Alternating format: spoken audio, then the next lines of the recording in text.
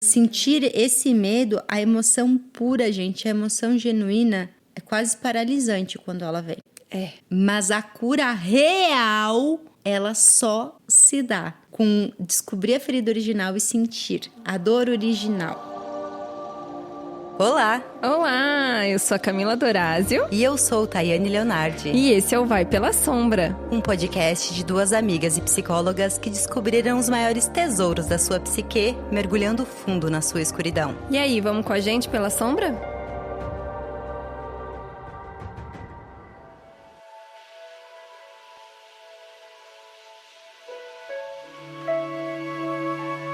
Olá! Olá, pessoal! Vamos para a parte 2 do capítulo 9 sobre a pele de foca, a pele da alma. No primeiro episódio, a gente falou um pouquinho sobre os problemas numa iniciação mal feita e ser conduzidos por alguém que também não completou a sua iniciação, sobre o que significa essa pele, como nós a perdemos e como nós reconhecemos o sintoma de que estamos sem a nossa pele. E agora a gente vai dar sequência. A gente vai falar um pouco desse encontro do homem com as moças que estão dançando nuas, o rapto da pele de foca, né? E que isso simboliza também o nosso encontro com o nosso próprio self, a nossa postura diante do self, né? Diante dessas questões do mundo interno, e que a nossa postura, a gente não entra com o pé na porta, a gente não entra roubando nada, né? Mas nesse conto houve esse roubo e a gente vai olhar para isso, o que é que isso significa? Eu só gostaria antes de explicar um pouquinho que esse homem, ele é uma alegoria para representar o nosso ego. Ele já não é um representante doente e perverso como o Barba Azul, mas ele é o ego num estado gélido. Vocês lembram no início do conto a gente descrevendo o lugar que era muito frio e que no rosto dele tinham ranhuras de tantas lágrimas? Então imaginem que o homem dessa história, ele é um ego que se esforçou tanto pelo mundo de fora, atrás de conquistas, atrás de status, de corpo, disso e daquilo. Ele se esforçou tanto para caçar que ele tá solitário, ele tá isolado, ele tá morto, ele tá incapaz de se vincular. E quando ele vislumbra uma possibilidade de tocar a alma, porque assim, quando a gente diz que ele já não via pessoas há muito tempo, ele já não se relacionava com a sua alma há muito tempo. Quantas pessoas vocês conhecem que tu sente um olhar gelado, que tu sente uma fala apática, que parece que a pessoa dentro tá congelada, tá lá como o patinho feio congelado, morta? Ali tem um ego, que seria uma rolinha, que há muito tempo não toca a alma, não toca as profundezas, a ponto de pensar que ele é o único ser que te habita. E de repente, como a Cami vai contar, ele começa a vislumbrar a alma. E nesse momento ele pode estar tão sedento que ele não resiste ao impulso de tentar capturá-la. Sim, e é essa postura. Ele tenta agarrar a alma em vez de desenvolver um relacionamento com ela. Porque o ego, ele adora a luz. Qualquer figura muito solitária, né? Se você tá preso numa solitária mesmo e não vê a luz do dia durante muito tempo, né? Ela pode ofuscar os teus olhos, mas você vai querer agarrar, você vai querer com que aquilo não termine. Você vai querer possuir aquilo. E a gente precisa criar este relacionamento. Quando a gente começa a entrar nesse mundo interno, nesse conto, e aprender um pouco mais sobre como é que se cria esse relacionamento, né? E muitas vezes é no permitir esse ir e vir desse contato, ir e vir desse self, dessa estrutura, né? Como é que é esse nosso transitar entre mundo interno e mundo externo. Então, assim, é importante olhar para essa questão do criar o relacionamento. Quando a gente entra em contato, muitas vezes a gente passa por situações difíceis, entra em contato com, né, questões muito difíceis, mas a gente tem muitas sensações de êxtase até, né? Então a gente quer que dure para sempre, só que o nosso ego humano, ainda em formação, não dá conta, como um menininho, não dá conta de ficar muito tempo embaixo da água, porque ainda não é o nosso habitat natural, a gente ainda não tem a capacidade de ficar ali. E eu né? acho que nem a necessidade, né? Apesar de todo mundo ter uma atração pelo inconsciente, por seus mistérios, nós temos o consciente e o inconsciente, e ambos são necessários pra gente caminhar no mundo. Então, um excesso de identificação com o ego é tão prejudicial quanto um Sim. excesso de identificação com o inconsciente. O Jung até cita o caso do Nietzsche, e ele fala do quanto Nietzsche teve um momento que ele ficou bastante preso nos conteúdos do inconsciente, quando ele escreveu Assim Falou Zaratruza. E é muito tentador isso, né? Porque como a Camila falou, a gente tá tão solitário, tão em sofrimento, que uma pequena experiência de alma pode fazer a gente querer ficar ali. E eu conheço pessoas que, depois de uma vida extremamente cética, de repente conheceram algo que dava esse contato com o luminoso e super se afundaram ali, perderam contato com a realidade. Sim, e perde mesmo. Se você não... De novo, voltamos. Se você não está sendo bem conduzido, você pode sim perder o contato com a realidade. Parcial, né? Total, temporário ou não, mas acontece. E no mundo externo, né, não usando esses elementos para falar da gente, mas pensando nas nossas relações, a captura da alma, ela pode acontecer em momentos que a gente faz acordos mentindo pra gente mesmo que vai ser só por um tempo. Que sim, tem momentos na vida que eu vou ter que trabalhar mais horas por um objetivo específico. Então eu falo pra mim, eu vou fazer isso por 2 anos porque eu quero ficar 1 ano na Itália. Mas aí passam uns 2 anos, eu gostei de ganhar o dinheiro e aí vão indo, quando eu ver, passaram 20 anos. Eu vou ficar nessa relação só até meus filhos crescerem. E de repente estão lá os filhos dando netos e a pessoa continua encontrando um outro álibi para ficar na relação. Que eu acho importante a gente perceber essa barganha que a gente faz com o tempo. Eu vou fazer isso só por esse tempo. Porque quando ele fala pra ela no conto, ele fala, por 7 anos, depois a gente vê o que a gente faz. E quantas vezes a gente fala isso no dia a dia, né? Vamos, depois a gente vê o que a gente faz. E muitas vezes, nesses momentos, a gente pode estar perdendo a nossa pele. Vamos comprar esse apartamento, depois a gente vê o que a gente faz. Vamos para balneário no feriado, depois a gente vê o que a gente faz.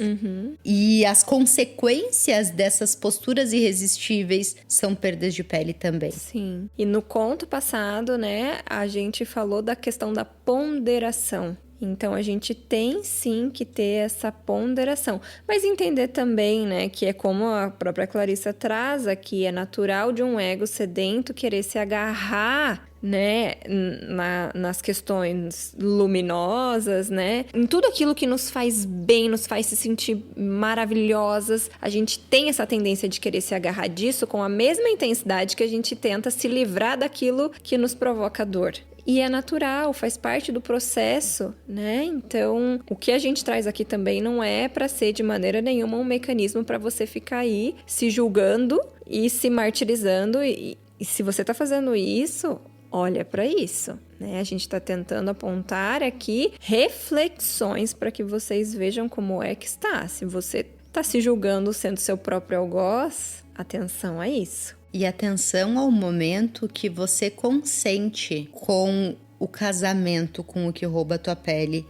Porque ele pede pra ela se casar com ele e ela consente ficar então 7 anos. Outra atenção pro fato de ele disse, de 7 anos, depois ele imaginou assim, sei lá, ela vai esquecer dessa data. E talvez se ele não tivesse deixado de entregar voluntariamente a pele, ela até escolhesse permanecer. Mas primeiro ele captura a pele, depois ele tenta capturar o livre-arbítrio dela. Porque as capturas, elas também elas vão aumentando, né? E me veio o questionamento aqui agora de que talvez alguém aí possa estar se questionando, mas então o certo não seria o ego não ter roubado a pele dela e ela ter continuado lá no mundo dela com as focas? Mas acontece, me veio esse pensamento aqui agora, né? Que esse roubo da pele pelo ego, ele é, de certa maneira, permitido que se aconteça. Porque o inconsciente, ele depende do ego para que transformações aconteçam. O ego ainda é o mediador do mundo Ele interno e do ainda externo, e ele é o fazedor. Ele é o fazedor. Então, assim, precisa, de alguma maneira, acontecer. Por mais torta que às vezes seja o início, essa relação, esse contato entre ego e self, ele precisa acontecer para que dessa união, se tudo der certo, venha a criança espiritual, que ela, sim, vai poder transitar, vai ser a ponte que leva e traz mensagens, que transita entre esses dois mundos, que guia e orienta o ego em muitos momentos, que permite que o inconsciente realize coisas com e através do ego, né? Então é preciso e é permitido que isso aconteça, que esse roubo da pele aconteça, porque é um contato inicial que existe para que o próprio self, né, seja visto e dê esse start nesse relacionamento ali. Quando eu li e percebi que tinha um filho da relação, eu pensei muito sobre o potencial criativo do desconforto, do que parece um caos. O caos que ordena. Porque, a princípio, a captura de pele parece de todo mal. Mas se nasceu um fruto disso, vejo como o mal necessário Sim. para gerar um benefício maior. Porque depois, esse mesmo filho, ele se torna um contador de histórias que transmite conhecimentos e sabedoria para muitas pessoas. Então, todo um destino que só foi possível graças a essa captura. Então, eu acredito que ela também se permitiu permanecer por 7 anos por algo muito maior que ela, por algo que vai além dela e que trouxe benefícios para um povo que nem é o dela. Eu acho que o problema seria se no momento em que ele não quer devolver a pele, depois dos 7 verões, ela se assujeitasse e permanecesse. Que eu acho que a questão aqui não é tu nunca vai perder pele. Gente, a gente vai o tempo todo e é importante. Nossa. A gente precisa das equidizes para continuar crescendo. A gente não vai aguentar com a mesma pele para sempre.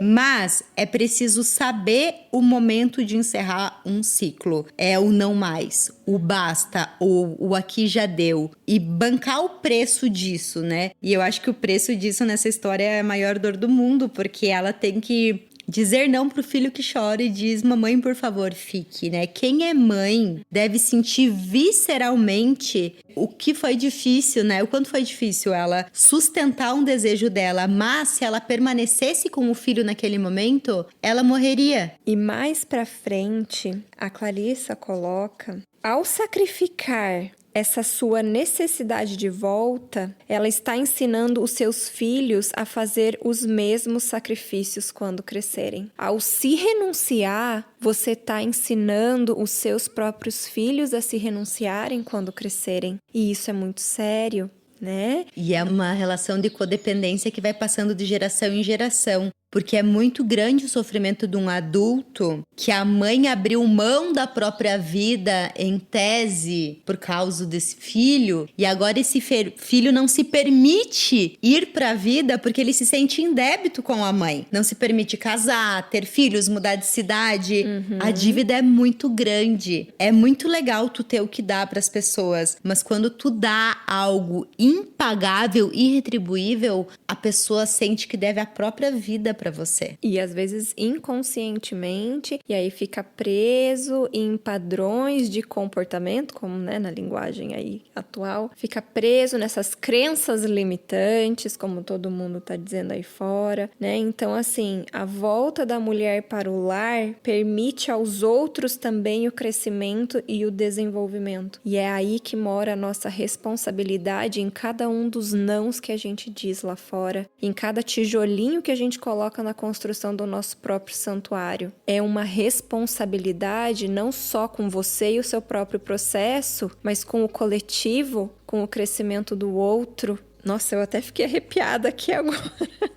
É muito importante a gente olhar para isso, né? Que muitas vezes a gente fica exausta, e a gente não percebe também que a gente está amamentando ninhadas mortas, como a própria Clarissa coloca aqui. Né? Que significa que alguém está esgotando a sua vida num casamento, num emprego ou numa iniciativa fútil e que muitas vezes não compensa. Então pare e pense, né? Se você nesse desejo de amamentar, nutrir, se a ninhada tá viva. E se pergunte por que você escolhe fazer isso. Por que eu escolho me colocar dessa forma nas relações? Por que eu escolho cuidar da vida do meu marido? Por que eu escolho marcar o exame de saúde dele? Por que eu escolho ficar em casa com os meus filhos? Porque tudo são escolhas. Mas você tem que refletir com sinceridade o porquê que tu escolhe, porque só assim tu vai acessar a tua ferida original que te faz se colocar nas relações dessa forma. E aí tu vai se libertar. Senão vai ficar só no discurso do cansaço, do espera da mulher. Mas, ok, e o que a gente vai fazer com isso? Enquanto a gente não reconhecer quais são as nossas motivações mais profundas para fazer tudo que a gente faz, a gente não vai conseguir parar de fazer. Enquanto a gente não trouxer para consciência um conteúdo que está inconsciente, o ego não tem forças por si só.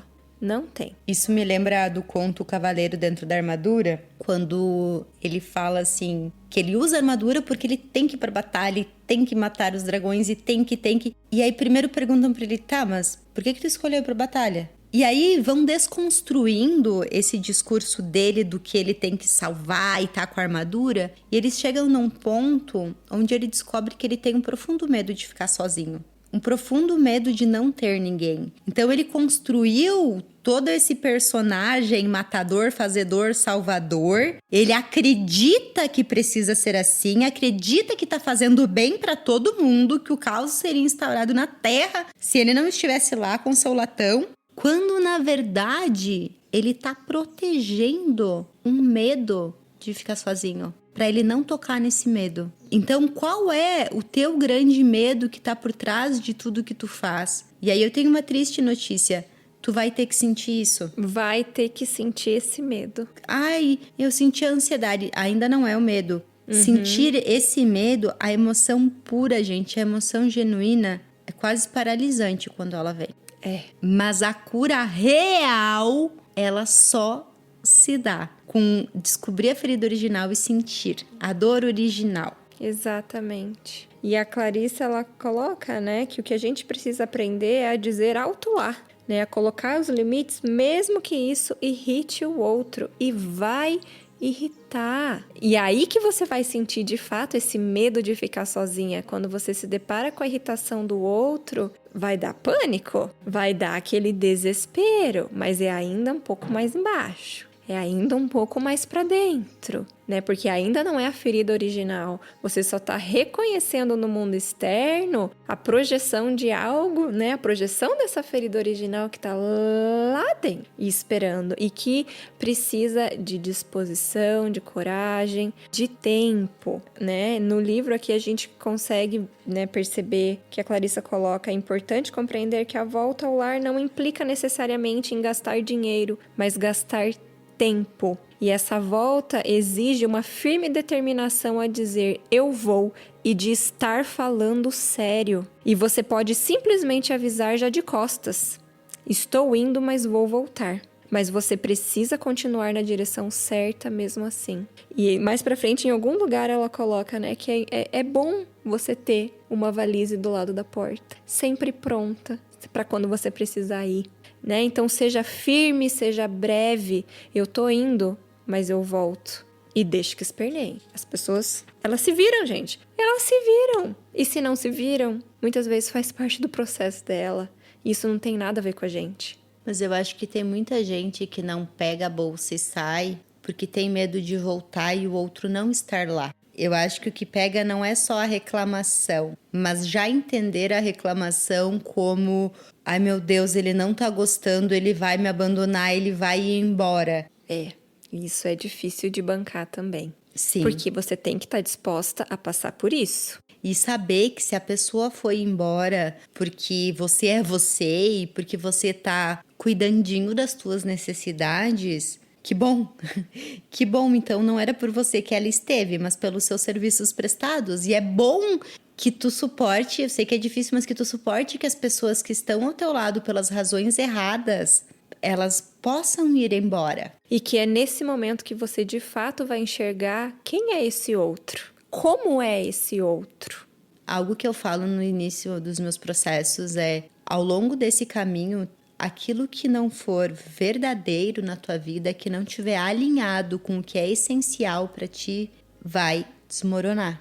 Eu não te conheço, eu não sei o que é, mas tudo que foi construído numa fundação de inautenticidade vai destruir. Por quê? Porque é importante deixar claro para a pessoa que ela não tá indo para terapia como quem vai para Tokstok e só colocar um quadro mais bonito na sala. Que ela vai para terapia olhar para a fundação, e a fundação, para ser regulamentada, todas as paredes que não estão certas, elas vão cair. Então pode ser que sim, pode ser que teu marido te abandone quando tu começar a ser você. Abandone entre aspas, né? Porque então ele nunca casou com você. Exato. Pode ser que o teu emprego não dê mais certo, pode ser que...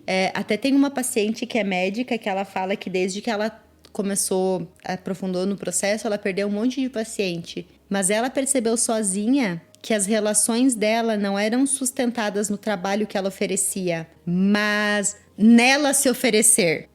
Ela se oferecia totalmente, não importa a hora, ela estava ali sempre disponível. Então, a gente até brinca, ela nunca tirava a armadura. Às vezes ela estava lá comendo sua almôndega 10 da noite e ela sempre ficava disponível. Então, essas relações, elas não estavam construídas em cima do produto, do serviço que ela oferecia, mas em cima dela oferecer sua pele para as pessoas. E as pessoas que queriam a pele dela, realmente foram embora. Exato, que estavam ali pela pele dela. Que é muito atrativa. Muito. Meu Deus do céu. E eu entendo que as pessoas fiquem chateadas. A gente tá num momento de muita codependência e simbiose. Então eu entendo que as pessoas ficam chateadas quando a gente não pode estar disponível. Porque a gente tá tão narcisista que a gente não lembra que o outro que não está disponível também é uma pessoa.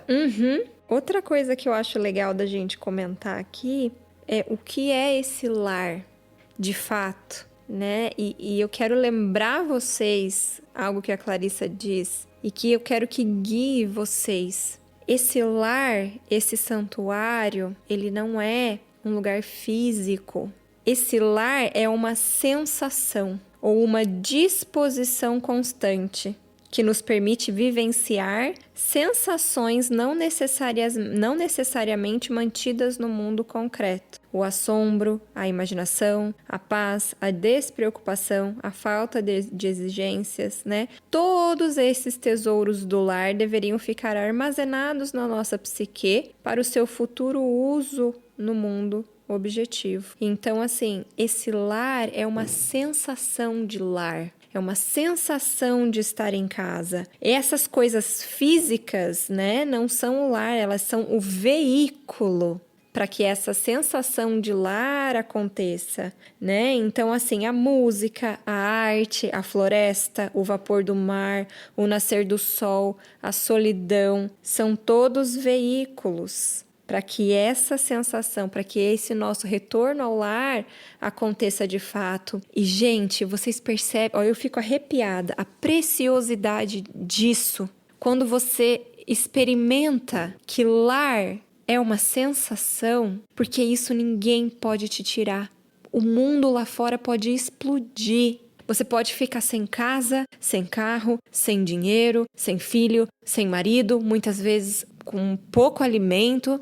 Mas quando é uma sensação de lar, não depende do mundo externo. E é isso que é o que a gente busca. É essa sensação de lar, de estar no mundo externo, mas não depender do mundo externo para sobreviver, né, emocionalmente, tá? A gente vai precisar comer, a gente vai precisar se nutrir, a gente vai precisar de um lar, a gente precisa se relacionar, mas é diferente quando a gente depende disso e quando a gente tem a consciência de que isso são veículos para que essa sensação aconteça. Então, assim, quando você vai para esse caminho e começa a ter essa sensação de lar, saiba, né, que isso ninguém pode te tirar.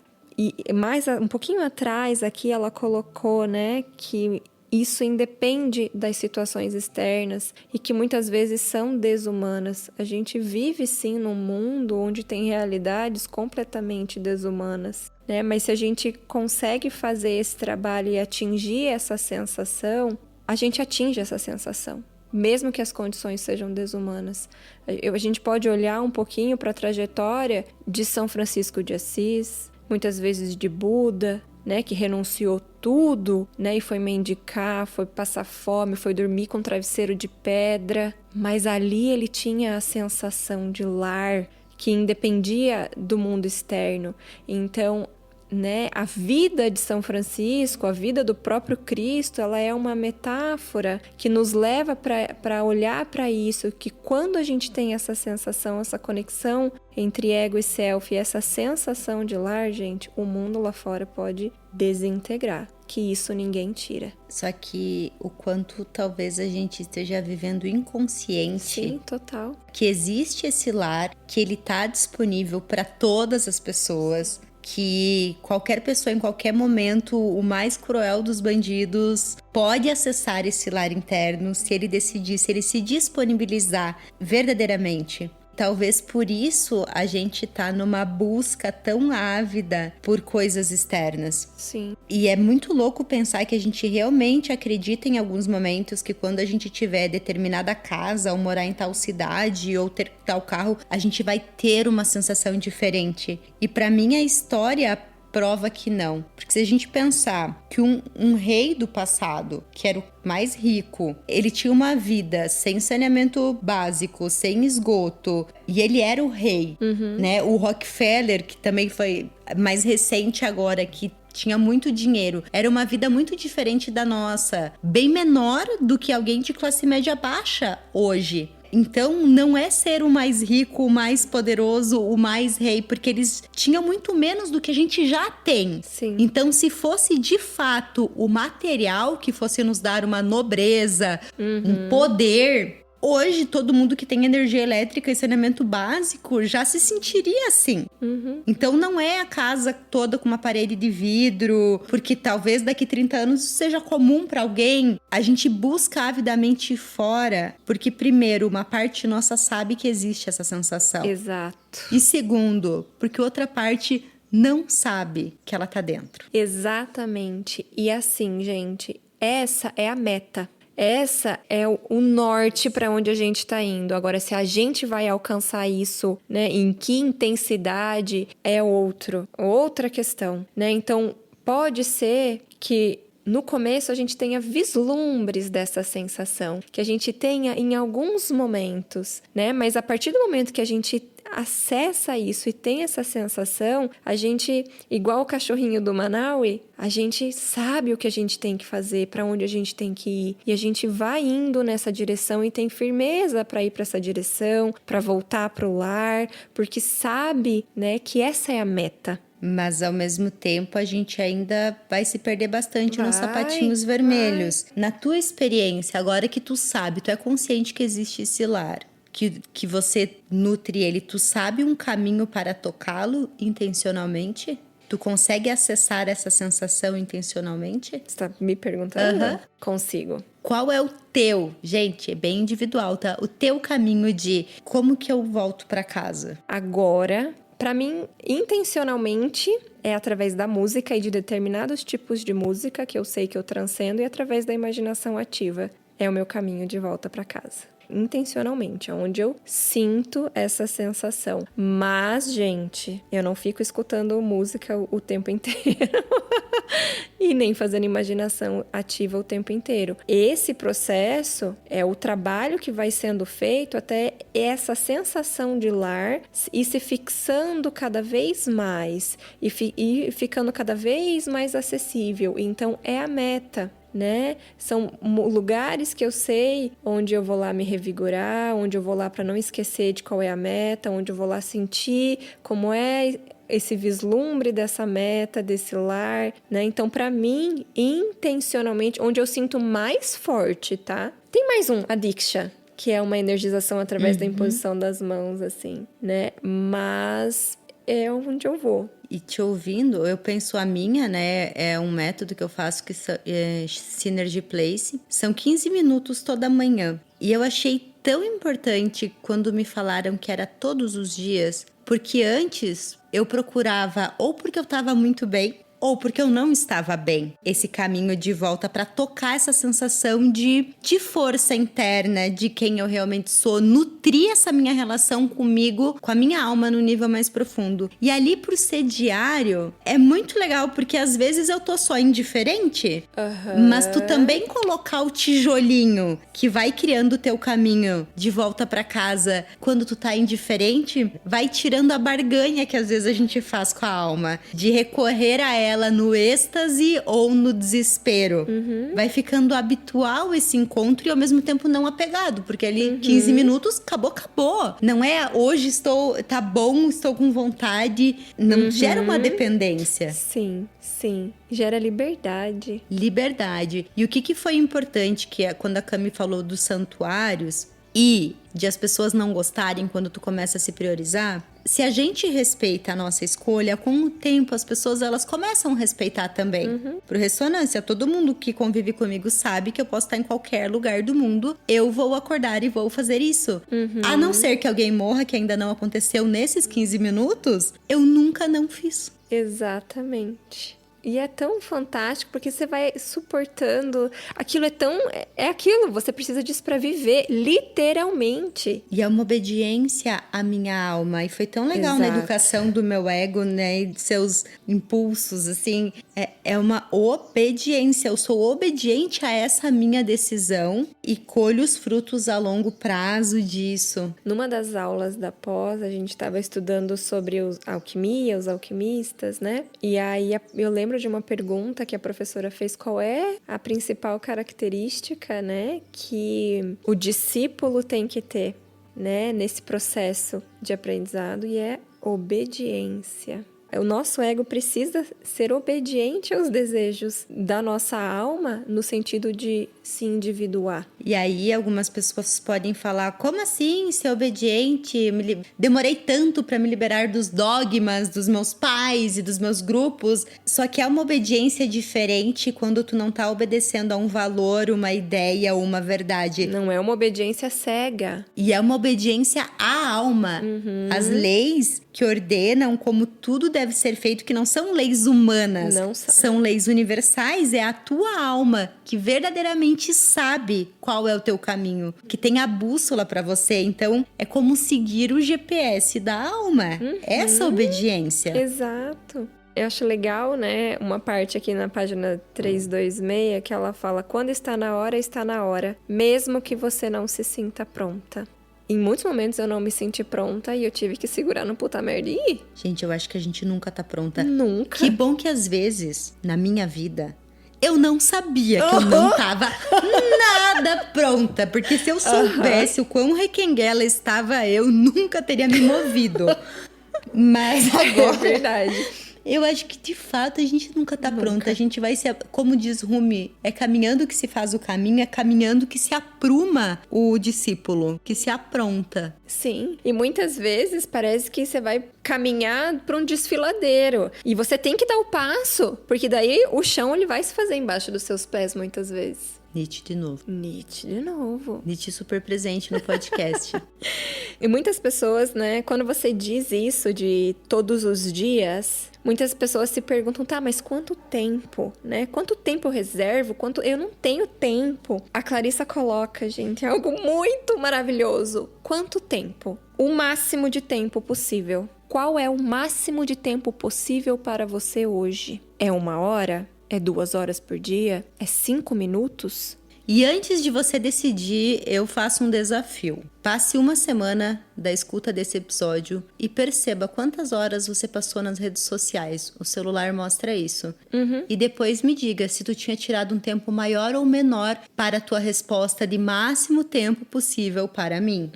Exato. Porque se tu não for mais importante que o teu próprio Instagram, aí a gente tá no problema sério. Aí a gente tá num problema super sério. Então ativem aí aquele rastreador ali de atividade diária nos aplicativos. Escolham ver, gente. Escolham se ver. E banquem fazer essa escolha de si mesmas. Porque às vezes a gente sabe, mas não sabe. É. Teve um relato assim que me chamou muita atenção de uma paciente que disse que sempre estava com problema de dinheiro. E ela ganha o salário dela, ela sabe, né, obviamente, quanto ela ganha. Mas esses dias ela teve um insight que ela ganha bem. E aí ela resolveu ir ver onde ela estava gastando dinheiro. E ela percebeu que quase 50% do salário dela ia pro iFood. Então, ela sabe do salário, ela sabe o que ela come, ela pede o iFood, só que às vezes a gente não conecta todas essas informações e só vê gente, nunca me sobra dinheiro? Nunca me sobra dinheiro? Nunca tenho tempo. Isso, nunca me sobra tempo, que a gente não para conectar de que forma nós consumimos o nosso tempo. Nossa, e um relato pessoal aqui, pra mim, foi libertador tirar todas as notificações do meu celular. Todas. Não tem nada no meu celular que tenha notificação. E depois excluí aplicativos de rede social. Excluí Facebook, durante um tempo excluí Instagram, mas acabei voltando única e exclusivamente por conta do meu trabalho. Não uso mais o meu perfil pessoal no Instagram, porque pra mim hoje ele é trabalho. Então, assim, excluam, gente. Excluam. Eu também tirei minhas notificações, mas daí na segunda à noite, quando eu terminei de atender, eu fui olhar, tinha 300 e poucas mensagens no meu WhatsApp. E eu acho importante, assim, porque ninguém pensa que mais alguém precisa da mesma pessoa que você no mesmo tempo. E eu fiquei pensando, se fosse no passado, eu acho que eu ia ter uma crise de ansiedade, porque antes de dormir eu ia responder as 300 mensagens. Mas eu também, eu tinha um comportamento nas redes, no WhatsApp principalmente, de estar muito disponível, de não demorar para responder, de responder de pronto. O meu status agora é demoro para responder. E eu me tornei, né, essa pessoa que às vezes demora para responder, mas é porque eu tô tendo que fazer uma escolha. E se eu fizer o que eu não tô dando conta apenas para responder, qual é a energia de fundo que eu tô passando pra pessoa?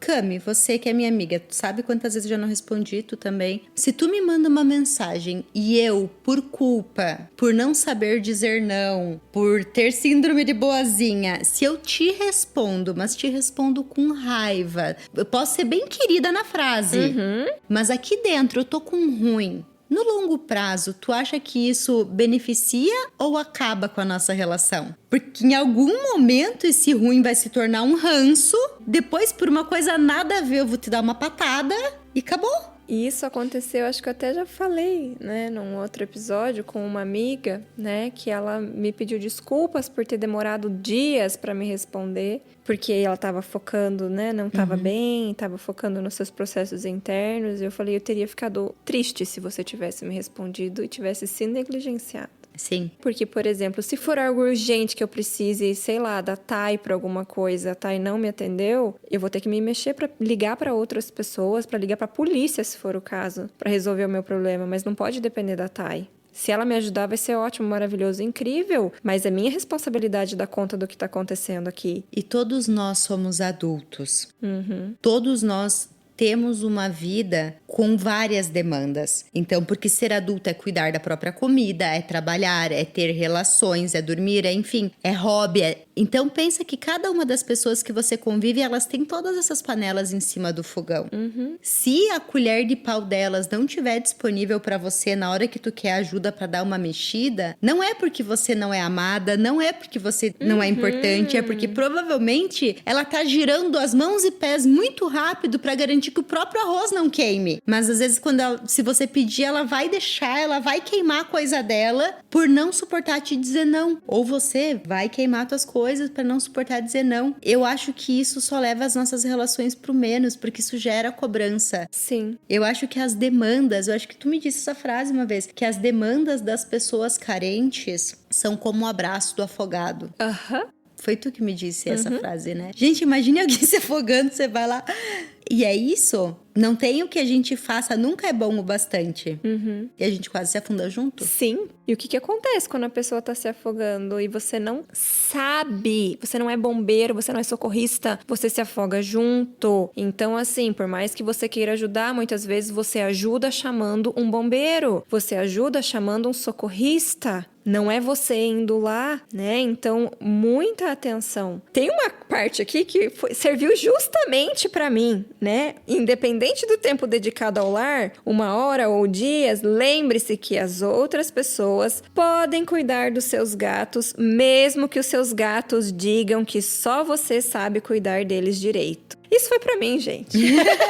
Confesso que já pensei, já adiei algumas coisas porque, ai meu Deus do céu, meus gatos, eles sentem muita falta, né? E eu com meu coração mole, eu dizendo não pra mim, deixei de fazer isso. E é uma renúncia. Dói no coração, dói demais, assim, saber que sim, eles são muito mais felizes quando eu tô lá perto cuidando deles, mas eles vão ser bem cuidados, não é uma questão de vida ou morte. E transformem em gatos todos os álibis que vocês usam para escolher não fazer o que vocês gostariam de fazer e não estão se permitindo. Eu escuto muito isso em quem trabalha no corporativo, sabe? As pessoas não querem nem tirar férias porque acreditam que os outros não vão dar conta de fazer o trabalho sem ele lá. Exato. Nós não somos tão importantes, gente. A gente não é essencial para ninguém além de nós e para quem tem filhos pequenos, para os filhos. Exato. Pro resto, no trabalho, outra pessoa vai fazer o teu trabalho.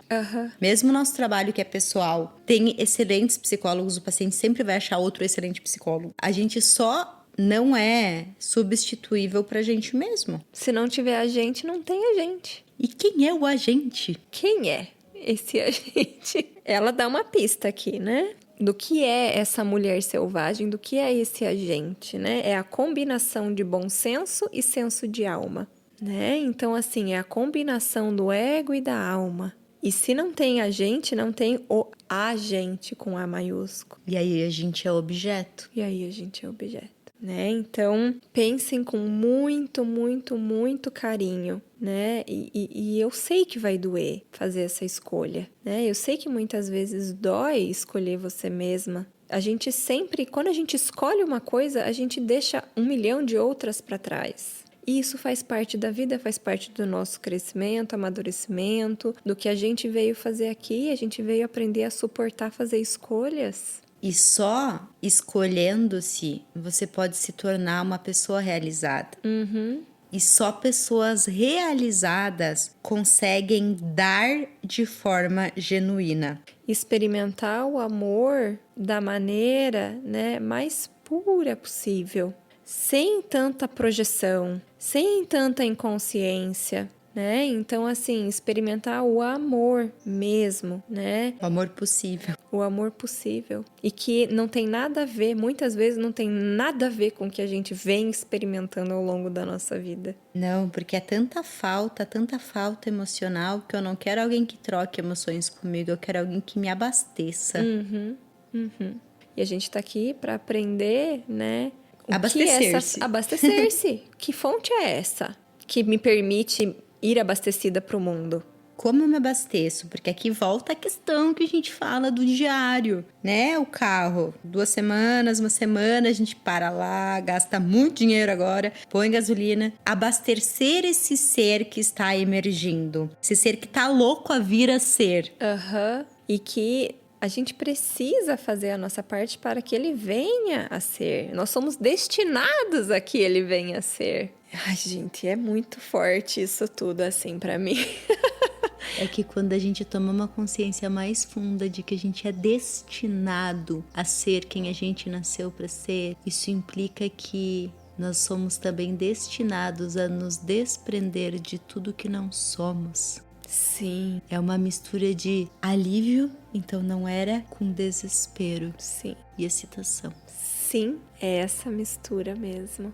Mas vamos indo, né? Nessa jornada, um passinho de cada vez. Gente, falando em jornada, vocês não imaginam o quanto, pra mim, é importante pra minha jornada pessoal de autoconhecimento fazer esse podcast. Esse momento que a gente fala as coisas sentindo, o quanto me ajuda no meu processo do suportar sentir e do perceber o deslocamento das emoções de acordo com as palavras.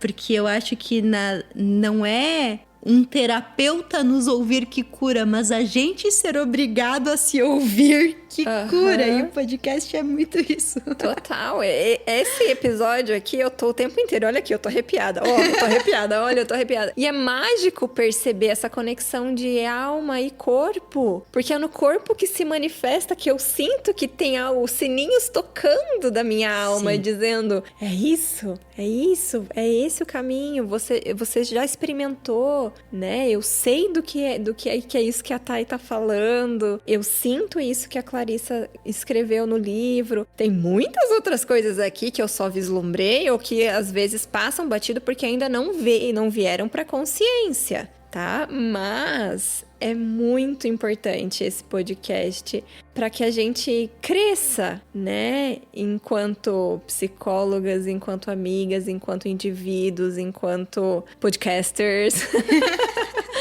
Né? Então, assim, tem sido muito forte pra gente também, pra mim, né? E essa semana a gente recebeu vários feedbacks dessa retrospectiva do Spotify. Que emoção, né, Cami? Eu jamais imaginava. Fiquei muito feliz. Eu também fiquei muito feliz. Emocionada, sabe? Não eufórica, assim, tocada. Sim. E é muito importante olhar para toda essa trajetória, né? E perceber o quanto é sobre nós, é sobre o todo. Porque a gente leu, eu e a Thay nos encontramos nessa vida, já vivenciamos a nossa relação de diversas maneiras, né? Desde a época da faculdade. E aí, essa leitura do livro, essa nossa vivência, veio esse insight e a Thay aceitou com vontade, né? E com coragem essa empreitada aí, esse meu convite, né? Quando eu tava devaneando, eu falei, Thay, a gente podia, né? Fazer algo, porque eu sinto, tem várias coisas, gente, na minha vida que eu sinto que tinha que ser a Thay. Né? Então, assim, veio muito essa obediência. No começo, eu não sabia como fazer. A gente foi atrás de gravar sozinha, né? Encontrar horário na agenda. Nossa, foi um desafio. Que a minha agenda e a agenda da Thay são bem complexas, né? E difíceis de conciliar, mas isso é a nossa obediência a algo maior. E perceber também os feedbacks de vocês, o que vocês trazem. É muito importante para que a gente possa construir isso, porque é uma direção que todas nós estamos indo juntas, então não faz sentido só eu e a Thay chegarmos aqui e falar, não, a gente vai para tal lugar.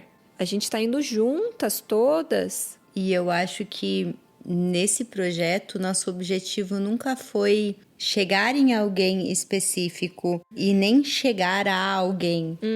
Mas o que a gente aprendeu, o que a gente viveu, como se fosse algo que nos transcendesse e precisasse partir de nós.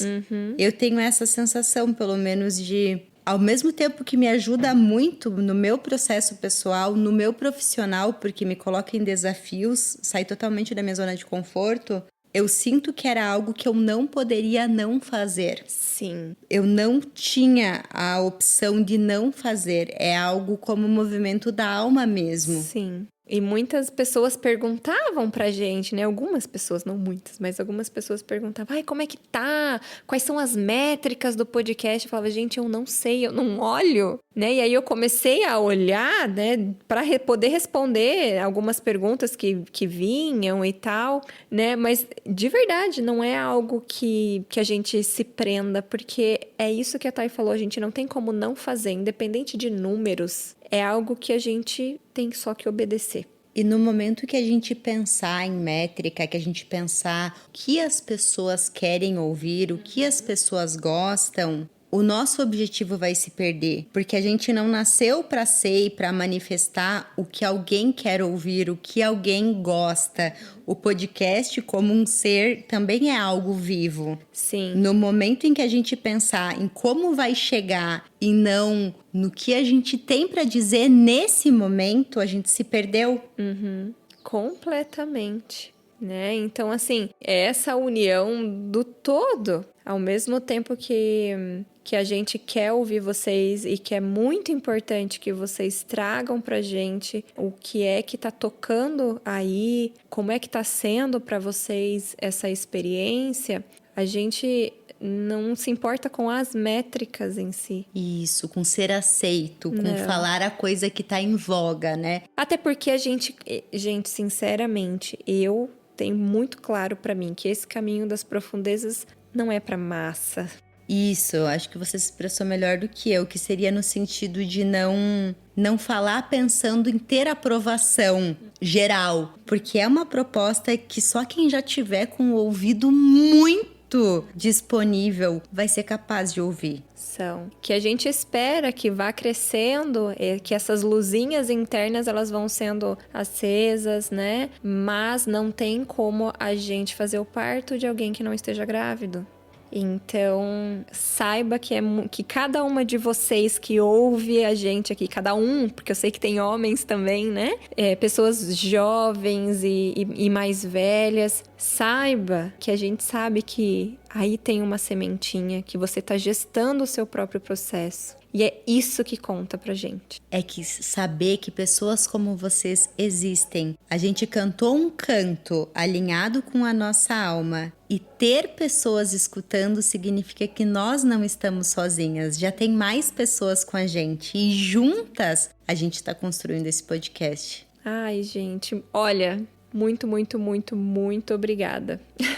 Obrigada de coração.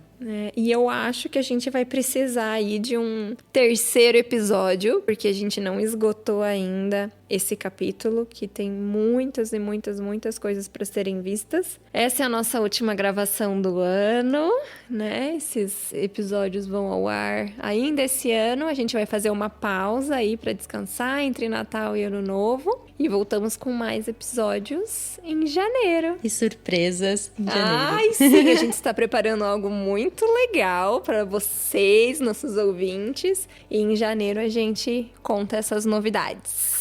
Até lá! Até lá!